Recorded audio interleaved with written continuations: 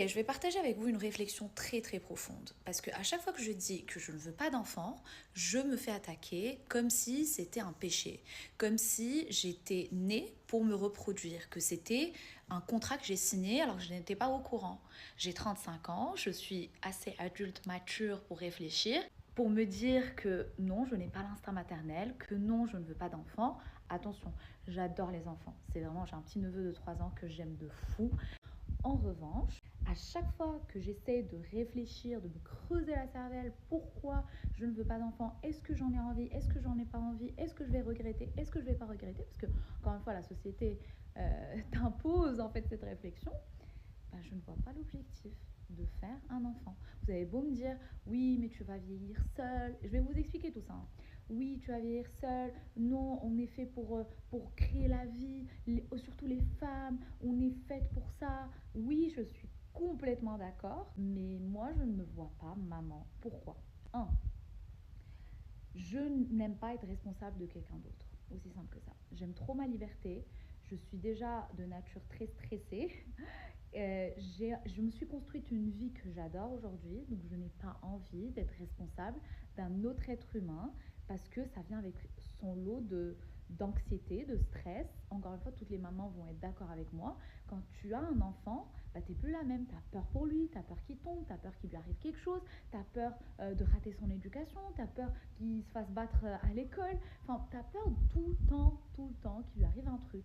Je ne suis pas prête à ressentir cette peur au quotidien, à stresser au quotidien et à être responsable d'un autre être humain. Deuxième réflexion.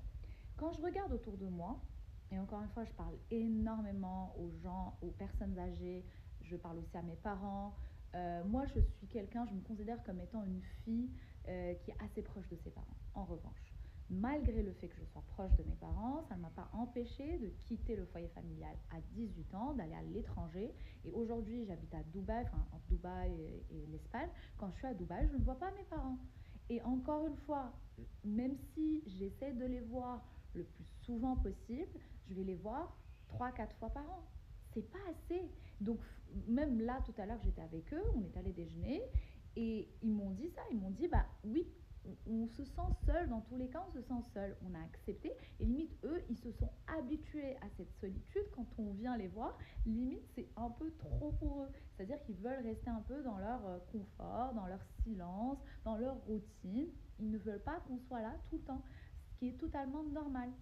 Donc je me dis, ok, je vais faire un gosse, je vais galérer toute ma vie à dépenser de l'argent, à l'éduquer, surtout quand il est petit, à me casser la tête avec ses bruits, ses cris, ses pleurs, ses couches, machin truc, à me dire, ok, bah j'espère qu'il va pas montrer de mauvais amis qui vont mal l'influencer, je vais stresser toute ma vie pour qu'à la fin, je le vois 3 fois par an parce que je vais vouloir son bien, je vais vouloir aussi qu'il ait sa vie, etc. Alors encore une fois, vous allez venir dans les commentaires me dire non mais moi je vois mes parents toutes les semaines. Ok, tu vois tes parents une fois par semaine et assume encore une fois et ne me dis pas que tes parents c'est le monde des bisounours, que tu adores passer du temps avec eux. Ils te saoulent sûrement, ils t'énervent parfois, parce que, encore une fois, vous n'êtes pas de la même génération. Parfois, vous sentez un décalage avec vos parents, ce qui est totalement normal. N'empêche, vous les aimez, vous les traitez bien, vous prenez soin d'eux, etc., etc. Oui, mais encore une fois, mes parents ne m'ont pas fait pour que je sois leur nounou. Et d'ailleurs, je suis très reconnaissante par rapport à ça, que mes parents, ils sont très indépendants encore aujourd'hui. Ils ont leur retraite, ils ont leur mutuelle, leur assurance, ils ont leurs amis, etc. Donc, ils sont assez indépendants. On ne sait pas de quoi demain sera fait, mais je serai toujours là pour eux. Ça, c'est sûr, parce que ça fait partie de ma culture, de ma religion, etc. Mais c'est quand même un poids, entre guillemets, dans ma tête de me dire, oh là là, s'il leur arrive un truc, je stresse déjà à l'idée qu'il leur arrive un truc. Pourquoi faire un gosse pour le stresser à la fin? Enfin, je sais pas. Dans ma tête, c'est pas logique. C'est pas. Je suis une personne qui a travaillé sur l'amour de soi. C'est-à-dire que je n'ai pas besoin d'autrui pour ressentir de l'amour, pour ressentir que je suis bien dans ma vie, que je suis heureuse. Et souvent, les gens font des gosses très tôt. Alors moi, par exemple, quand j'avais 20 ans, 21 ans, je voulais des enfants. Pourquoi? Parce que j'avais un petit vide, je voulais, c'était mignon. Et encore une fois, je ne me mentalisais pas, je réfléchissais pas aussi profondément, tu vois. Et donc forcément, bah, je me disais, oh, c'est mignon d'avoir un enfant, c'est normal d'avoir un enfant.